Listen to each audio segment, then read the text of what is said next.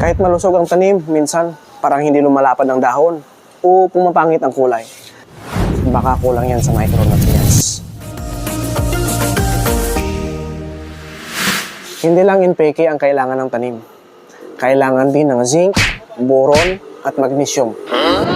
Ang zinc ay tumutulong sa paglaki ng bagong usbong.